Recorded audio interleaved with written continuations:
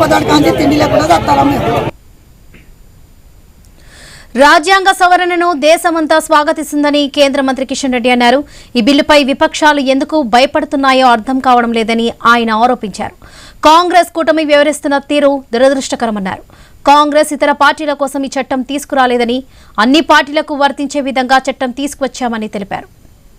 మంత్రులు కావచ్చు, ముఖ్యమంత్రులు కావచ్చు, అందరికీ వర్తించే విధంగా చట్టం తీసుకొచ్చారు తప్ప కాంగ్రెస్ పార్టీ కూటమికి సంబంధించినటువంటి మంత్రుల కోసమో ఈ చట్టాన్ని తీసుకురాలేదనే విషయాన్ని ఈ సందర్భంగా మనవి చేస్తా ఉన్నాను. ఒక ప్రభుత్వ ఉద్యోగి 48 గంటల పాటు అరెస్ట్ కాబడి కస్టడీలో ఉంటే ఆయనను వెంటనే ఆ ఉద్యోగం నుంచి ప్రభుత్వము సస్పెండ్ చేస్తుంది. కానీ రాజ్యాంగబద్ధంగా ప్రమాణ స్వీకారం చేసినటువంటి మంత్రులు అరెస్టు కాబడితే వాళ్ళెవ్వరిని కూడా ఏమీ చేయడానికి వీల్లేదు.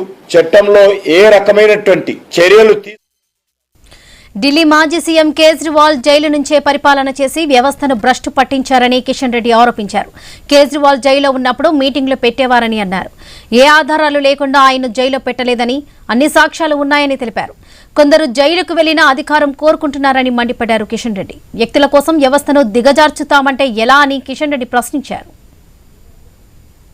ప్రభుత్వ పరిపాలనను భ్రష్టు పట్టించారో మన కళ్ళ ముందు చూస్తున్నాం.